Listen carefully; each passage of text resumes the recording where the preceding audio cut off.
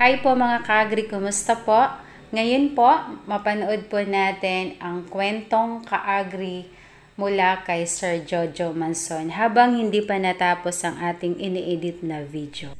Kaya samahan niyo po ako para mapanood po natin ang kwentong kaagri mula kay Sir Jojo Manson. Thank you po! RC 480 lipat tanim, no? So seedings namin ito is November 28, so schedule sa lipat tanim December 21. So nakikita nyo yung green na green dyan, no? So ilang araw lang po to guys, wala pa tong 15 days galing sa lipat tanim. So ayan, no, nakikita nyo mayroon ng mga damo, so madali lang yan.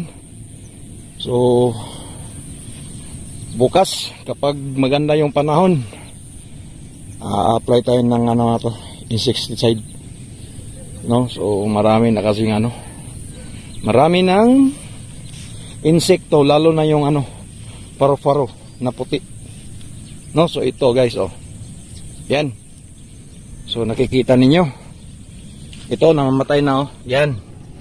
Ibig sabihin yan guys, so nakapangitlog na yan, no? So yan, nakikita nyo yung green na green dyan, yan po kasama ng ating variety sa lipat. Ano yan guys, mayroon na.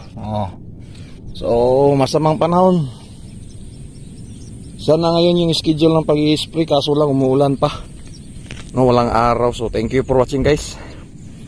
So lipat tanim RC 480. So kayo nang bahala, maraming damo, pero okay lang yan damo, madali lang yan. Shout out po kay Sir Jojo Manson. Siya po ay isa sa mga kaagri po natin at ibinahagi po niya ang kanyang kwento.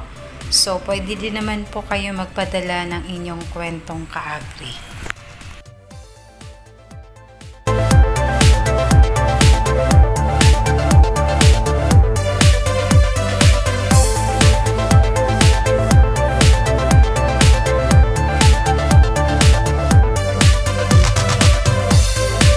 갑자기 내게 나타나준 너, 난 아무 말도 할 수가 없었지. 첫눈에